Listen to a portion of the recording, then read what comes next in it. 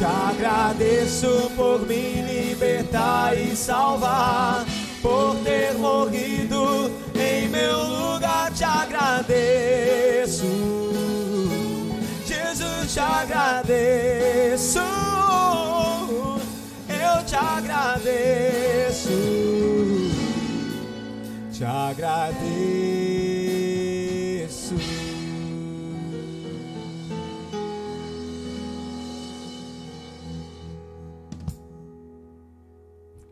Glória a Deus.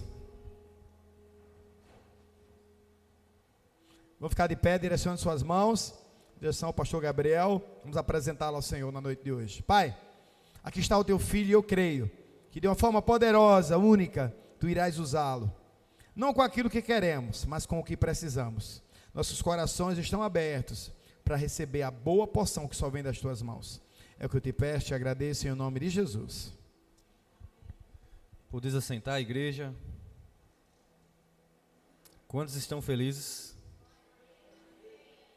3 pessoas. 4. Quantos estão felizes? Se fosse você, eu estava glorificando a Deus, querido.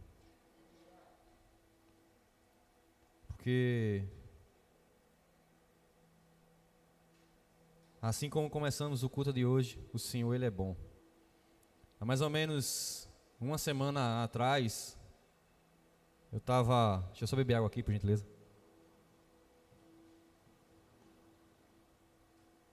Em casa, enfermo, com quase 40 graus de febre, doente, tentando respirar, porque peguei uma virose muito forte, que ela foi até mais forte que no dia que eu peguei Covid. E eu conversava com Deus em todo momento, dizendo: Senhor, restitui. A gente começou cantando hoje o culto de restitui. E Deus, Ele sempre ouve a nossa oração, ouve o nosso clamor. Deus, Ele sempre tem algo a nos oferecer como melhor. E é por causa dele que nós estamos aqui hoje. Eu não sou muito bom em escolher temas para a palavra. E agora o nosso Ministério de Mídia está colocando um tema em cada palavra para facilitar aqueles que vão assistir via YouTube ou depois quiserem posteriormente assistir a palavra e fica o tema da palavra lá. E quando eu cheguei neste lugar, o tema da palavra de hoje é o improvável. Diga para a pessoa que está ao seu lado aí: você é um improvável. Abre a Bíblia aí comigo, por gentileza, em 1 Samuel, no capítulo 16, a partir do verso 10, a gente vai ler alguns versículos. 1 Samuel 16, 10, diz assim: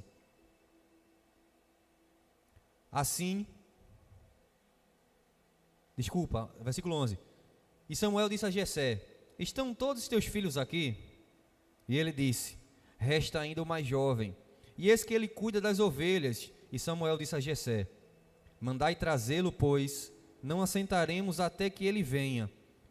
E ele mandou buscá-lo e trouxeram para dentro. Ora, ele era ruivo e ao mesmo tempo de formosa aparência e agradável de se olhar. E o Senhor disse: levanta-te e unge-o, pois é este.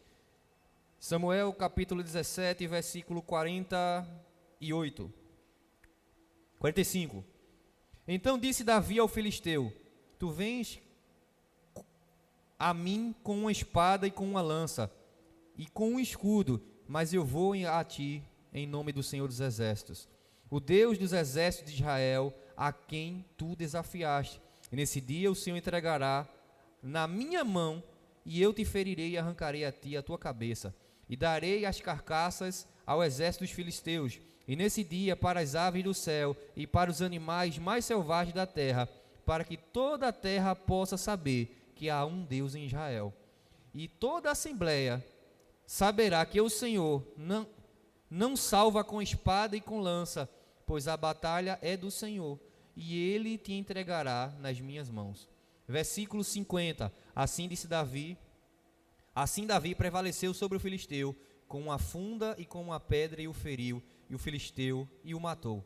Porém, não havia espada na mão de Davi. Assim, Davi correu e se pôs em pé, em cima do filisteu, e tomou sua espada e sacou da sua manhã e o matou. E com ela cortou a cabeça. E quando os filisteus viram que o seu campeão estava morto, eles fugiram. Por gentileza, apaga as luzes. Pai, em nome de Jesus, graças te damos mais uma vez, Deus, pela tua palavra, Pai. Que não seja eu, mas que seja o Senhor. Que tudo seja para honrar e glorificar o teu nome.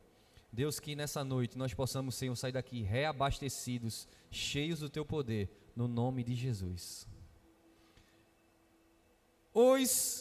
O improvável, os improváveis. É um tema para mim que traz algo em comum, porque eu sou um dos improváveis que Deus escolheu. Quando eu paro, que olho para o meu passado e vejo quem eu era a pessoa antes de tudo, eu vejo que eu não teria capacidade nenhuma de ser chamado por Deus para realizar tal obra. Eu era uma pessoa muito tímida, eu era uma pessoa que tinha vergonha de tudo, que não olhava direito nos olhos das pessoas, que qualquer coisa me deixava envergonhado. Só que Deus, o trabalhar de Deus é de uma maneira singular. Deus, ele quando olha para a gente, ele não olha para essa capa que nós temos. Deus olha para aquilo que vem além de tais coisas. Quando a gente fala sobre improváveis, a gente está falando sobre pessoas que aos olhos humanos não teriam capacidade nenhuma de exercer tais coisas. Quando a gente olha para essa passagem de Davi, eu gosto muito dessas passagens que a Bíblia relata, que há essa ação, esse movimento que Deus fazia, e usava pessoas que para todo mundo não tinha capacidade nenhuma de fazer, e Deus, ele é especialista em usar quem ele quer para confundir aqueles que acham que são. Amém ou não? Enquanto todo mundo olhava para Davi, ninguém via em Davi a característica de um homem capaz de realizar tais atos. A gente começa lendo no livro de 1 Samuel, no capítulo 16, quando o profeta Samuel vai até a casa de Jessé, ordenado por Deus para poder levar a unção de um reinado sobre a vida de um dos filhos de Jessé. E o profeta chega naquela casa, encontra vários homens fortes, homens de guerra, e o profeta automaticamente diz: eu, pronto, esse aqui. E Deus disse: olha, Samuel, não olha com os olhos humanos não, porque tu está enxergando aquilo que tu queres, eu quero que você enxergue além disso. E Samuel começa a chamar os filhos de Jessé, até que chega um certo ponto que diz: Deus me mandou aqui, mas os filhos acabaram. Tu tem mais algum outro filho, Jessé? Jessé disse: tenho, mas ele não está aqui. Ele é um esquecido que está lá atrás da malhada, cuidando das ovelhas. É aquele que está lá escondidinho. E Jessé diz, e Samuel diz: então traz ele para cá, porque a gente só vai sentar à mesa depois que ele chegar. E depois que Davi chega diante do profeta, o profeta recebe de Deus e diz assim: olha, agora pode ungir, porque é este que eu quero. Mas como assim? Deus escolhe alguém não pela capacidade dele, não pelo aquilo que a gente consegue enxergar, não pela habilidade física, mas aquilo que ele consegue enxergar dentro de nós. Davi, ele era alguém, um jovem, mas muito comprometido com aquilo que ele fazia. E Deus retira ele de trás de uma malhada, retira ele de trás de um rebanho e traz ele para um local, uma localidade que todo mundo almejava em Israel, que era justamente o reinado. E quando Deus escolhe alguém, ele se encarrega de fazer tudo, querido. Ele não está preocupado com a tua habilidade, ele não está preocupado com o que você sabe fazer, ele não está preocupado se você sabe cantar ou não, ele não está preocupado se você sabe pregar, ele não está preocupado se você sabe ler, ele não está preocupado se você sabe nada, ele só quer um coração disponível para usar a mim e a você. Quando a gente para e olha para esse Deus tão grande, tão tremendo, e Ele olha e enxerga em mim e em você uma capacidade que a gente não consegue enxergar, isso é algo tão extraordinário, porque a gente olha e vê um Deus que Ele gosta de fazer coisas impossíveis. Assim como eu disse, eu sou um improvável de estar sobre um púlpito, levando a palavra de Deus, mas com a capacidade de Deus, hoje estou aqui pela misericórdia dEle. Quando eu paro e olho e vejo grandes pessoas, ontem eu estava lavando o carro, depois de ter melhorado, eu disse, pronto, eu preciso colocar em dias tudo aquilo que eu não consegui fazer durante a semana, porque eu passei uma semana muito adoentado. E ontem, quando eu fui lavar o carro, que eu cheguei na frente de casa, que eu boto o balde, que eu estava lá enchendo a mangueira, chega um rapaz diante de mim, dessa altura, que mora em Jardim Paulista, sabe? E ele me chama de Mateus. Mateus é o nome do meu irmão. E ele disse, ei Mateus. E começou a puxar a conversa comigo. Eu disse, oi. Ele disse, olha, eu estava aqui passando e eu comecei a conversar com ele ali. E aquele jovem, aquele rapaz, diante da população que conhece ele, não dá nada por ele. Porque é um jovem, um rapaz de 32 anos de idade, onde se envolveu num mundo da prostituição. Depois que ele se envolveu com o mundo da prostituição, ele foi apresentado no mundo das drogas. E ele vive de pedinte no meio da rua o tempo todo, em busca de algum dinheiro para poder utilizar a droga e satisfazer a necessidade que o corpo dele pede. Ninguém quer parar para estar perto dele e conversar com ele, porque, primeiro, não é uma boa companhia. Segundo, as pessoas têm medo dele, porque pelo tamanho, quando ele chega diante das pessoas, ele já chega naquele jeito, ei, me dá um dinheiro aí. E as pessoas, assustadas, entregam o dinheiro a ele. Mas toda vez que ele vem me pedir algum dinheiro, eu digo a ele, tu sabe que eu não tenho vício, tu sabe que eu não vou te dar dinheiro para tu sustentar teu vício. Ele, eu sei, então pronto. Agora, se tu quiser ouvir de Jesus para mim, tu vai ouvir o tempo todinho. Aquele jovem passou a tarde todinha comigo, conversando e falando da palavra de Deus, e eu contando para ele o poder que Deus tem de transformar vidas. Enquanto todo mundo olha para aquela pessoa como um drogado, como alguém destruído, Deus olha para ele como um improvável. E o que Deus quer é justamente corações disponíveis para poder levar a palavra para quem quer que seja, querido. Eu conheci certa vez um pastor que era um alcoólatra.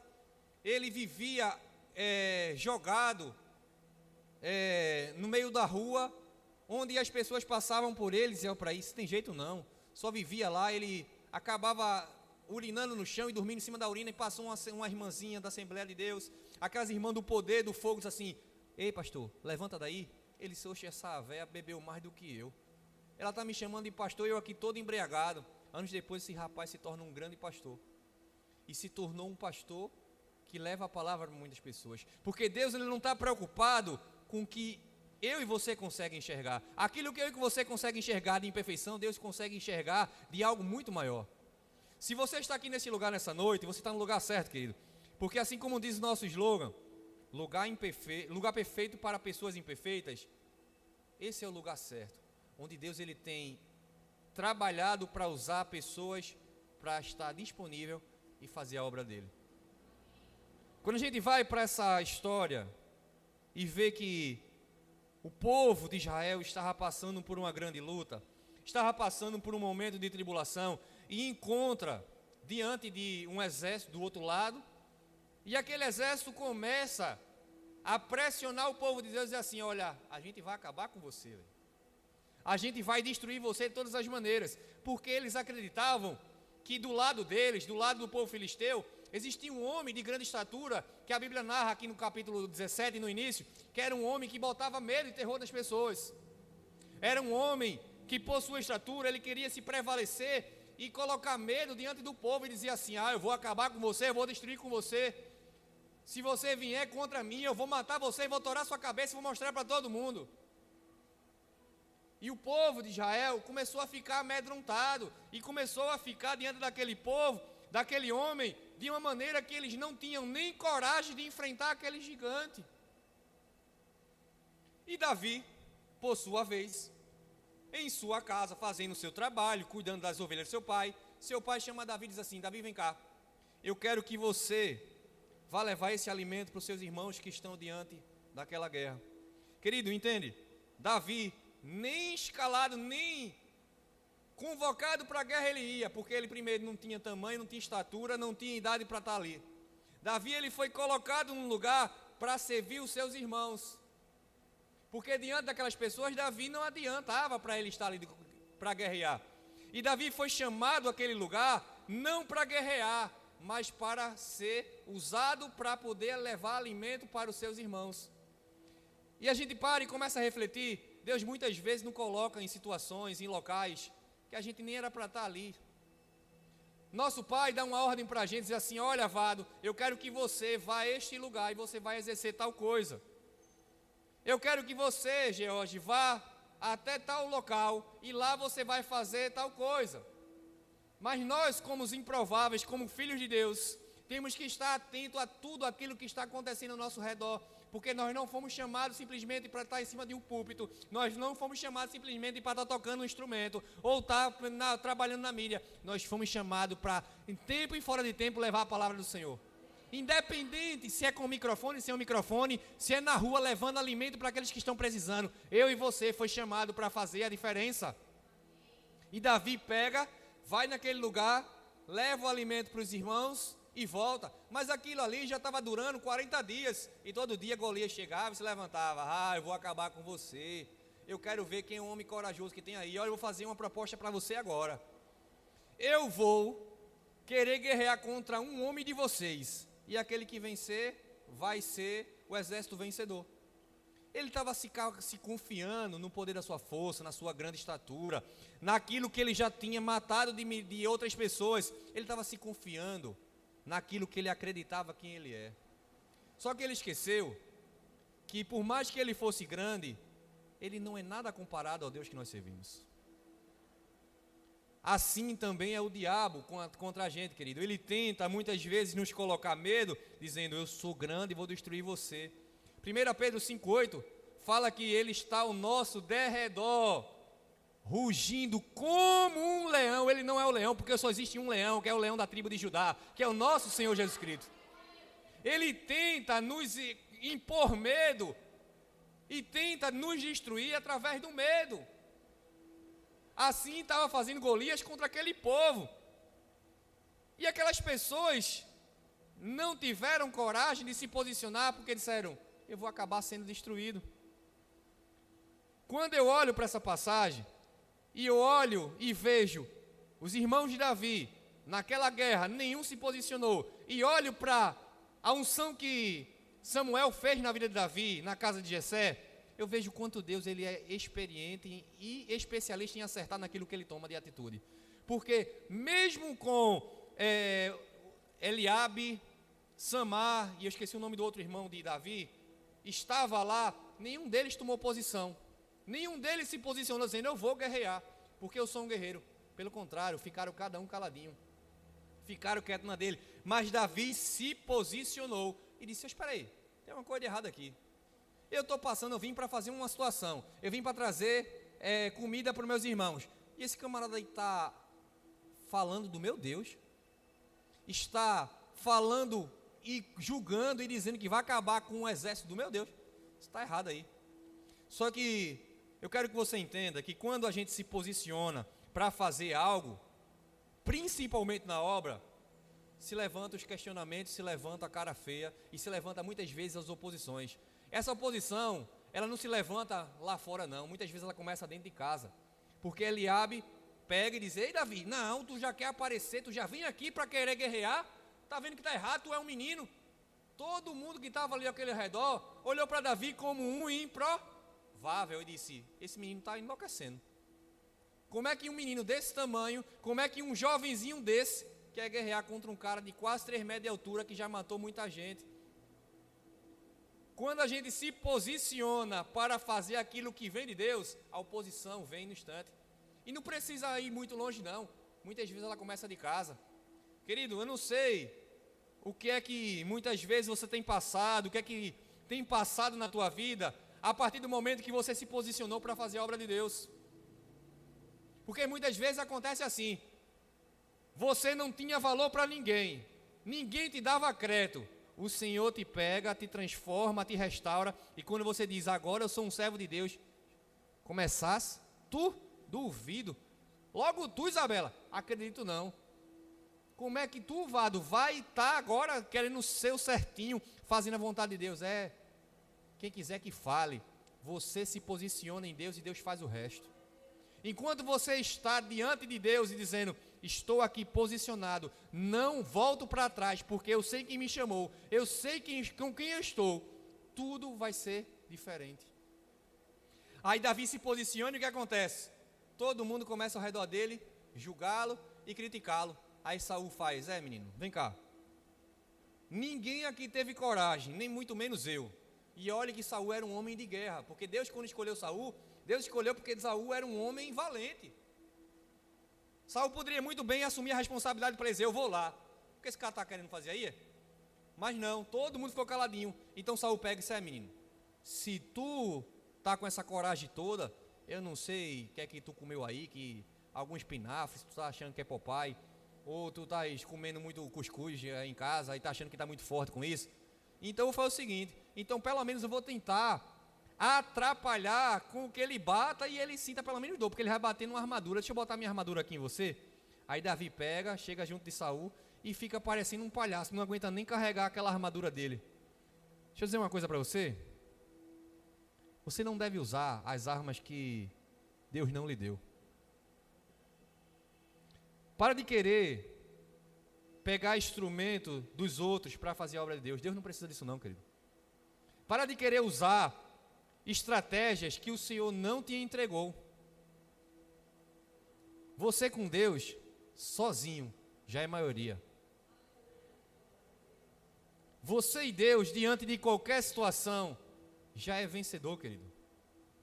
Pastor, mas está difícil, eu sei. Como eu sei como está difícil. A minha última ministração aqui falava sobre Josué, sobre conquistar a terra prometida, e falava que muitas guerras se levantariam. E eu disse para o pastor Leandro, meu pastor, pense como o reino espiritual ele é realmente verdadeiro, que como se levanta as guerras, mas eu vou parar? Ou não? Não é hora de retroceder, querido, é hora de avançar. O gigante se levanta, mas ele se levanta para cair, ele se levanta para dizer para mim e para você, tentar colocar medo em mim e você. Mas querido, deixa eu dizer uma coisa a você, ele quando se levantar, já dizia aquele velho ditado, quando a gente era menino, tu é grande, mas tu não é dois não, quanto maior, maior a queda. Quanto maior, maior o teu tombo, porque não adianta, você vem com sua espada, com sua lança, você vem com sua couraça, mas eu vou no nome do Senhor dos Exércitos. Davi usa aquela arma, tenta se posicionar, mas não consegue ficar em pé, porque aquilo não era para ele.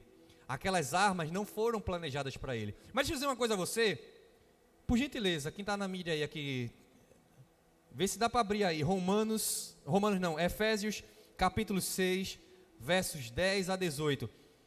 Deus ele deixou uma armadura para mim e para você. Deus ele não deixou a gente de qualquer maneira, e ele nos instruiu a o que utilizar, principalmente nesses momentos de dias difíceis. Efésios capítulo 6, verso 10 a 18. No demais, irmãos meus, fortalecei-vos no Senhor e na força do seu poder. 11. Revesti-vos de toda a armadura de Deus, para que possais estar firmes contra as astutas ciladas do diabo. Pedro já está dizendo aqui, olha, fica firme, porque as ciladas vêm. Mas se você estiver com a armadura, fica tranquilo, vai dar tudo certo. 12. Porque não temos que lutar contra a carne e contra a sangue, mas sim contra os principados, contra as potestades, contra os príncipes das trevas desse século, contra as hostes espirituais da maldade nos lugares celestiais. Me mostra aqui onde é que ele está dizendo aqui que você tem que lutar contra teu pai e contra tua mãe. Me mostra aqui que ele está dizendo aqui que você tem que lutar contra o teu vizinho ou contra teu patrão. Tem não, Tem não, porque a minha briga e a sua briga não é contra pessoas, não é contra a carne nem contra a sangue, mas é por aquilo que está atrás dela. Talvez você não tenha vencido a guerra porque você está guerrando errado. Você não tem que atingir pessoas, você não tem que lutar contra pessoas, você tem que lutar por aquilo que está por trás delas, por aquilo que tem manipulado a vida delas. Versículo 13. Portanto, recebe a igreja, tomai toda a armadura de Deus, para que possais resistir no dia mau. Ou seja, o dia mau vem, mas você com a armadura você consegue resistir. Havendo feito tudo isso, ficar firme. Versículo 14. Estais, pois, firmes, tendo cingidos em vossos lombos com a verdade. Eu queria chamar a atenção para isso aí, porque muitas vezes a gente passa pela palavra de Deus e só consegue enxergar outras coisas, mas essa parte de cingir os lombos com a verdade, isso é uma parte da armadura. Isso é uma parte da armadura que eu e você precisa usar. O que é cingir, pastor? Os lombos. Os guerreiros naquela época, eles tinham as armaduras, mas aquilo era feito com materiais, muitas vezes muito grosseiro. Era feito muitas vezes de pele de animais, e que aquilo ali, quando colocava no corpo, machucava. Então o que é que ele colocava? Ele colocava como se fosse uma roupa por baixo, ele cingia o seu lombo e colocava aquilo ali para proteger contra a armadura, para que não pudesse machucá-lo. E a Bíblia está falando, cingidos, pois, os lombos com a verdade. E Deus está dizendo a você, primeiro, antes de utilizar qualquer parte da armadura, seja revestido da verdade, e a verdade é Jesus. Você tem que se vestir de Jesus para poder colocar armadura, porque se você não tiver com Cristo, a armadura não serve de nada. Você só vai se machucar. Você vai entrar numa guerra e vai acabar sendo ferido, muitas vezes por aquilo que você está carregando, porque você precisa estar cingido com a verdade e vestido com a couraça da justiça. A couraça na armadura, ela vai proteger os teus órgãos vitais. Pode passar versículo 15. E calçados os pés na preparação do evangelho da paz. Ei, Deus, Ele quer te levar para os caminhos que você precisa estar alicerçados ali, ó, na palavra. Você tem que estar calçado com aquilo que Deus vai te levar para outros lugares, com o evangelho. Versículo 16.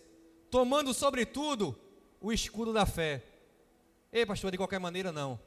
Deus, Ele te dá um escudo que tanto serve para se defender, mas também para atacar, porque a fé do cristão é a chave de todas as coisas. Não adianta tentar guerrear sem ter fé, e o escudo é a nossa fé, é aquilo que Deus está dizendo para você. Você não precisa ter medo, porque eu vou estar contigo te protegendo, para que o qual você podereis apagar todos os dardos inflamados do maligno. Versículo 17. E tomai também o capacete da salvação. É uma outra parte na armadura de muita importância, querido. Você precisa proteger sua mente. Tudo começa aqui. Existe um livro de Joyce Meyer que ele fala Campo de Batalha da Mente. E é um livro muito bom que ela já começa dizendo, tudo começa aqui. O diabo, ele tenta o tempo todo atingir a nossa mente. Porque na nossa mente, se ele atingir a nossa mente, nosso corpo todo está condenado. Por isso que ele usa o capacete da salvação. Protege a tua mente, renova a tua mente, Romanos 12, para que você consiga experimentar com a boa, perfeita e agradável vontade de Deus. Mas a tua cabeça, ela precisa estar protegida. E a espada do Espírito, que é a palavra de Deus. Não adianta ter armadura, não adianta ter couraça, não adianta ter, se você também não tem a espada. Querido, sabe o que é isso aqui? É Deus te dizendo, tudo que tu precisa, está aqui. Você não precisa mais de nada. Você não precisa pedir para pagar para alguém, para orar por você. Tudo que você precisa está aqui dentro. Jesus certa vez foi levado ao deserto e o diabo tentou questioná-lo sobre algumas coisas. O que é que Jesus usou? A palavra. Transforma essa pedra em pão. Nem só de pão vai viver o homem, mas de toda a palavra que sai da boca de Deus. Olha, o Senhor disse que enviaria anjos para que te segurasse. Se joga daqui. Não tentarás o Senhor teu Deus. Está aqui.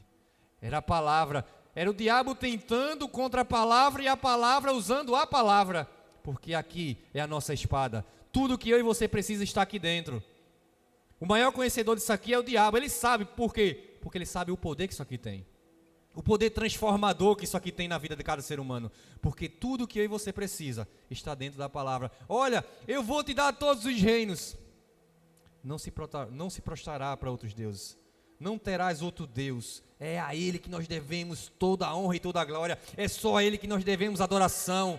É por isso que quando eu e você vem a este lugar, nós sabemos a quem nós servimos e nós sabemos a quem estamos adorando. É a Ele que nós nos prostramos e dizemos: Senhor, eu sou improvável, eu não tenho capacidade, mas se for a Tua vontade, usa-me. Faz aquilo que Tu queres, mas usa e faz para a Tua honra e Tua glória. Porque Deus, quando usa a mim e a você, não é para a minha honra e nem para a Tua honra, mas é para a honra e glória dele. Para que todo mundo reconheça que sim, existe um Deus, que Ele é fiel. E ele termina justamente falando sobre a espada, para que nós possamos. Então existe sim armas que Deus nos deixou para que nós pudéssemos lutar contra tudo aquilo que o diabo tem levantado. Quarto e último ponto, eu não vou me estender muito, fala justamente de a gente estar preparado em toda a situação. Versículo 40 diz assim: e ele tomou na mão o seu cajado e escolheu para si 5 pedras lisas do ribeiro e as colocou num alforje de pastor que ele tinha, e em uma bolsa, e a sua funda estava na sua mão, e ele se aproximou do filisteu. Querido, quando a gente olha para tudo aquilo que Davi pegou para guerrear contra Golias, a gente, se estivesse lá, ia dizer: esse menino realmente endoidou, porque vê um cabo daquele tamanho, e vê um menino pegando 5 pedras, dizendo assim: eu vou guerrear contigo com 5 pedras, realmente aos nossos olhos é algo diferente. Mas dizer a você, se Deus quisesse, Deus não precisava nem das 5 pedras. Mas Davi precisou pegar, porque ele estava se preparando. Não adianta ter só fé, também tem que ter estratégia. Você está guerreando contra gigantes, pessoas no reino espiritual que tem um poder grande, que nós não vencemos na nossa força. Mas quem está conosco, querido, muda tudo. Sabe por que muitas vezes as pessoas acabam sendo envergonhadas por Satanás, apanhando? Porque tenta ir contra ele com a própria força. Vou lá, porque acha que o nome de Jesus é um amuleto. E eu vou dizer isso, querido: se você não tem intimidade com Cristo, não vá, você vai levar rebordosa. Eu já vi gente tentar se agarrar com um endemoniado e levar uma cipuada, porque estava achando que era na força dele. Não é assim. Davi se preparou, mas Davi se preparou e sabia que ele estava levando. Uma coisa que é interessante é que Davi, ele era perito na funda.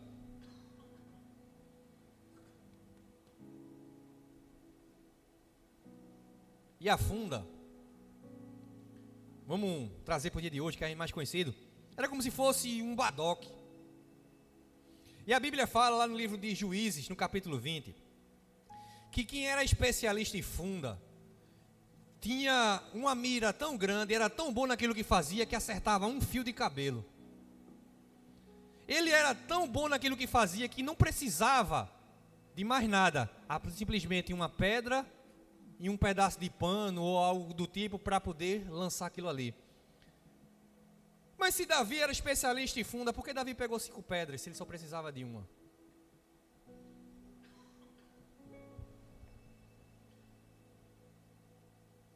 Davi, ele não entrou numa guerra de qualquer maneira.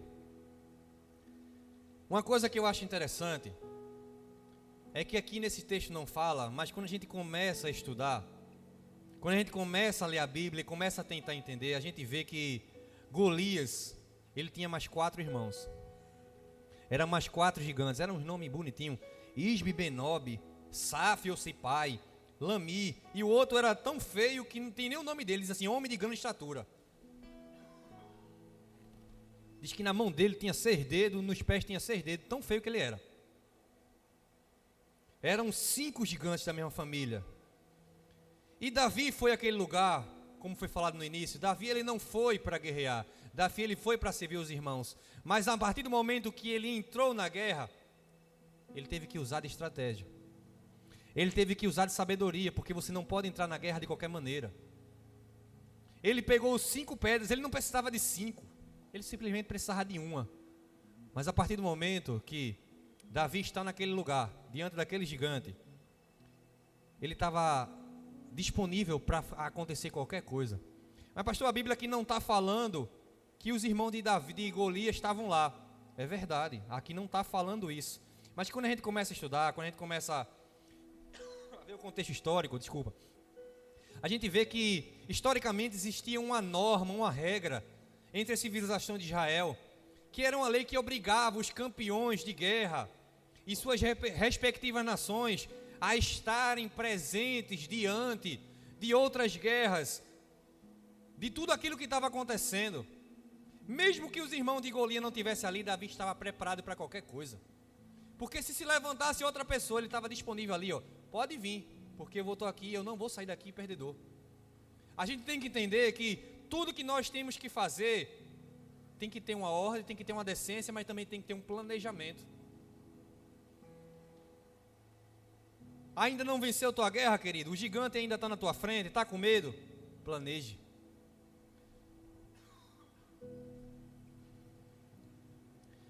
Mas pastor, ele é grande. Eu sei. A pedra era pequenininha, mas existe uma diferença.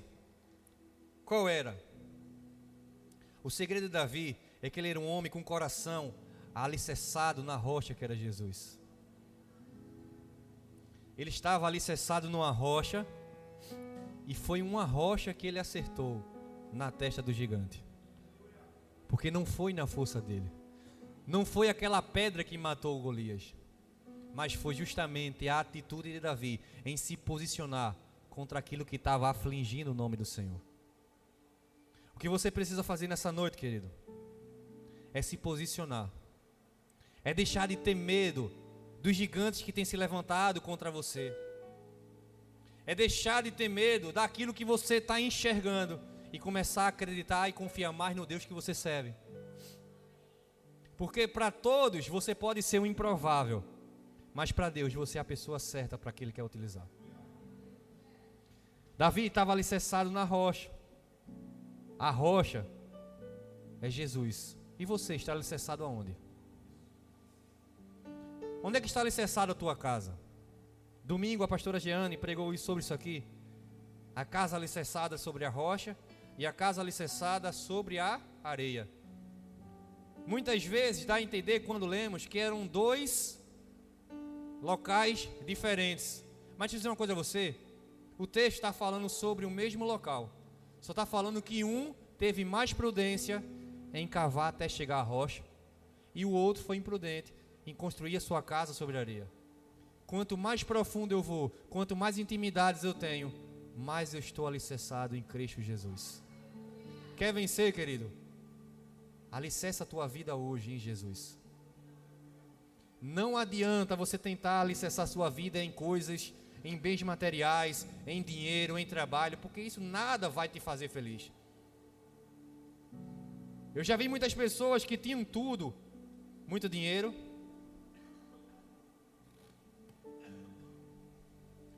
tinha um bom emprego, tinha uma família feliz. Aos olhos humanos ele tinha tudo, mas não era feliz. Por quê? Porque o espaço que tem vazio aqui dentro da gente, só quem preenche é Cristo. Você pode ter tudo, você pode ter a melhor casa, o melhor emprego, a conta mais cheia de dinheiro dessa igreja. Você pode ter tudo, mas se você não tiver Jesus, você não tem nada.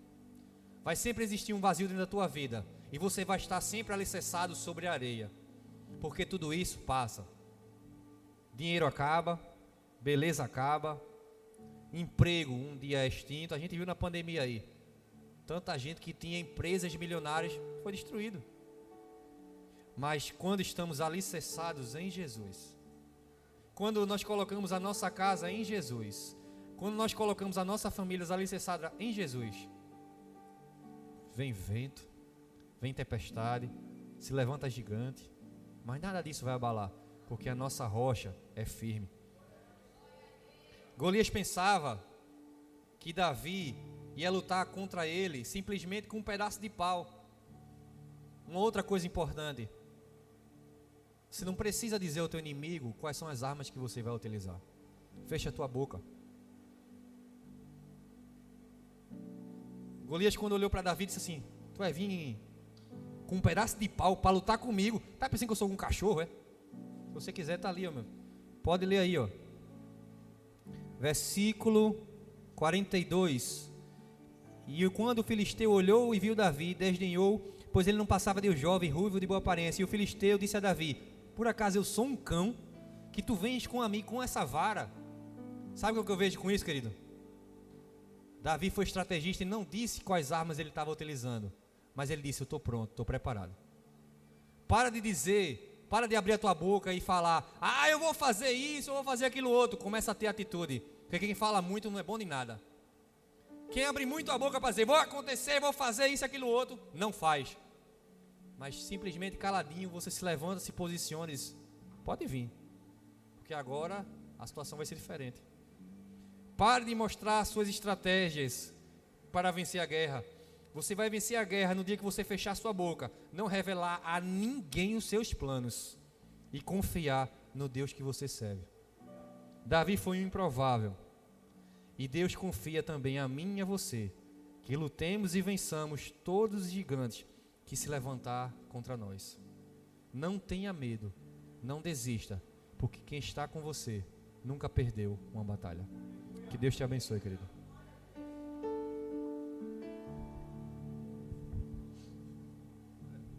Que ele cresça, que eu diminua, que ele apareça, que eu me constranja, e todo seu amor